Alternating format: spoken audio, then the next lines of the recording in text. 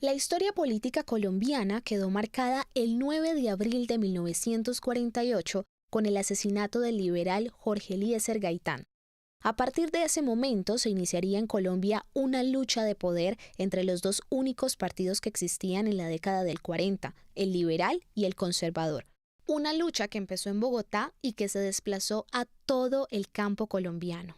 Trujillo, Valle del Cauca, fue uno de los protagonistas de los hechos violentos conocidos como la guerra bipartidista o fratricida. Este acontecimiento histórico desencadenó la desinstitucionalización de la política y de todas sus entidades gubernamentales en el momento en el que los conservadores estaban en el gobierno. En esa época, León María Lozano y Leonardo Espinosa eran gamonales y líderes conservadores de la región. Habían monopolizado la cordillera occidental y durante la lucha bipartidista asumieron la autoría intelectual y material de los crímenes de quienes eran contrarios a la ideología conservadora. Organizaron bandas sicariales llamadas Los Pájaros y en otras regiones chulavitas, que actuaban para el conservatismo y recibían como recompensa económica las tierras de los campesinos de esa zona, lo que constituye el primer desplazamiento forzoso que sucedió en Colombia. Durante la década de los 60 se crearon los sindicatos agrarios en Trujillo, con grupos de obreros y campesinos para fomentar programas comunitarios de construcción de infraestructura y proyectos productivos basados en la pequeña y mediana propiedad, opuesta al régimen latifundista y gamonal de la región. Desde esa época, en el norte del Valle del Cauca se incrementó el número de protestas y manifestaciones campesinas debido a la expropiación de tierras por parte de terratenientes vinculados a carteles del narcotráfico. El asesinato del gamonal Leonardo Espinosa fragmentó el poder y a los nuevos actores armados de Trujillo. Con la llegada del ELN, los obreros, desempleados, perseguidos políticos y universitarios construyeron el Frente Luis Carlos Cárdenas Arbeláez en el cañón del río Garrapatas y en las montañas del Cairo, El Dobio y Trujillo. En ese tiempo llegó el padre Tiberio de Jesús Fernández Mafla, un sacerdote de origen campesino nacido en la vereda La Vigorosa, en el municipio de Río Frío. Se vinculó a las vidas de los habitantes de Trujillo y promovió la formación de organizaciones laicas. Se comprometió con las dificultades y esperanzas de los campesinos de la montaña y convocó en su iglesia a los feligreses humildes que ansiaban escuchar su palabra y sus planes pastorales. En las montañas de Trujillo, el padre Tiberio se topó con los guerrilleros del ELN, a quienes exigió que no realizaran acciones armadas en contra de las organizaciones comunitarias ni de los campesinos, ni se tomaran el pueblo, una solicitud que cumpliría el grupo armado.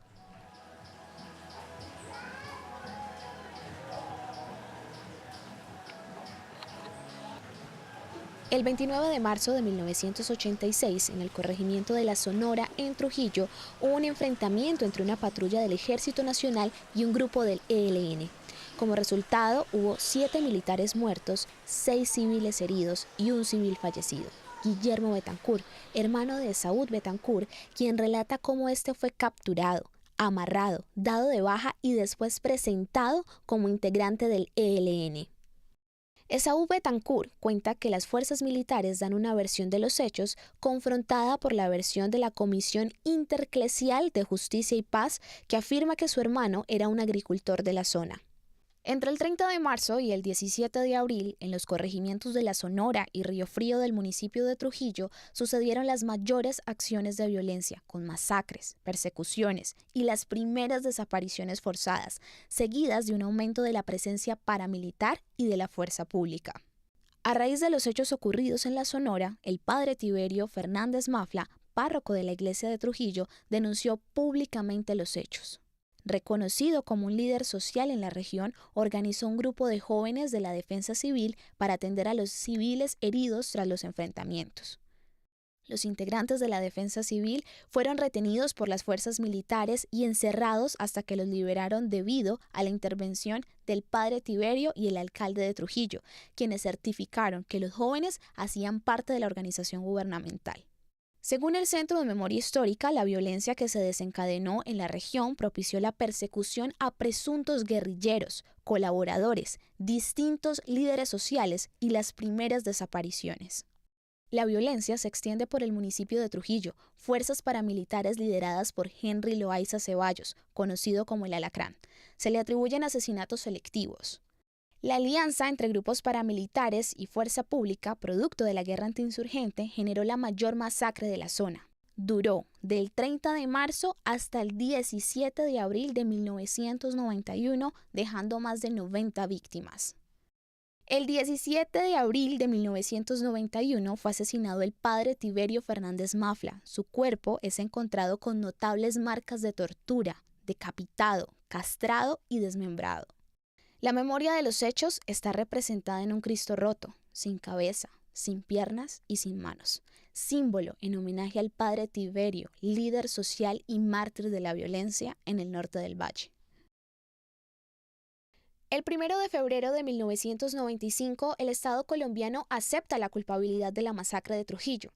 El presidente Ernesto Samper declara la participación del ejército colombiano de los hechos violentos de Trujillo sucedidos entre los años de 1998 y 1990.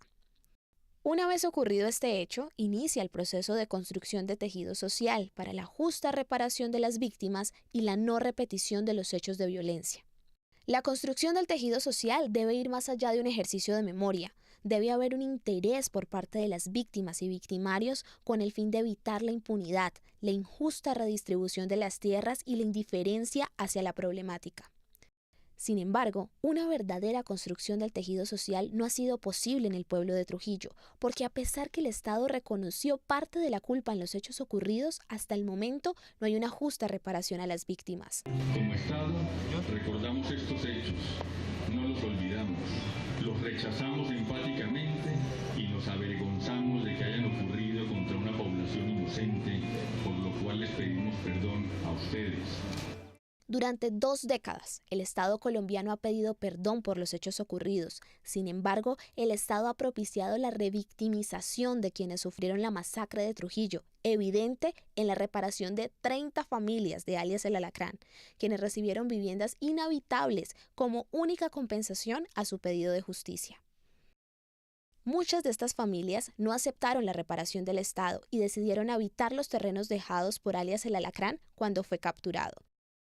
Paradójicamente, este personaje sale en libertad condicional después de haber asesinado a más de 100 habitantes del pueblo, una situación que genera nuevas amenazas en Trujillo por intereses para retomar estas tierras. Paralelamente, los urabeños y los rastrojos siguieron persistiendo en Trujillo durante los años 2012 y 2013. Estos grupos se constituyeron con los rezagos de las Autodefensas Unidas de Colombia, que fueron desmovilizadas en el 2006 bajo la Ley de Justicia y Paz del gobierno de Álvaro Uribe.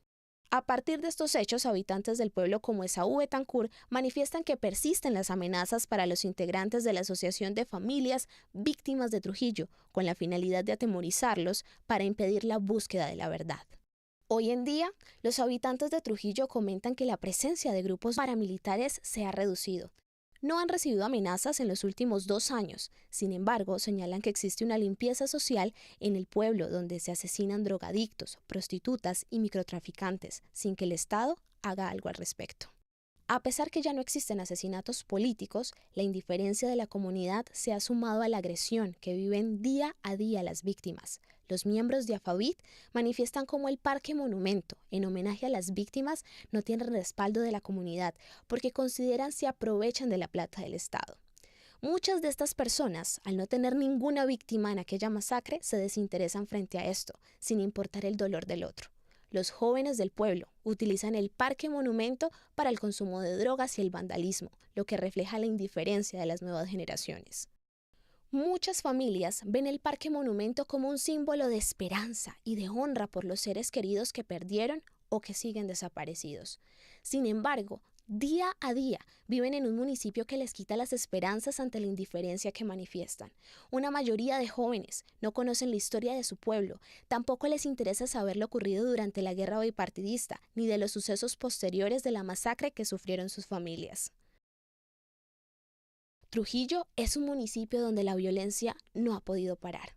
Aunque sus habitantes creen que cesó la tormenta, siempre está presente la indiferencia del Estado y de gran parte de la comunidad, una circunstancia que ha generado en las víctimas la pérdida de la esperanza para que algún día la verdad, la justicia y la reparación sean una realidad. Sin embargo, se resisten a olvidar una violencia que hasta el día de hoy persiste.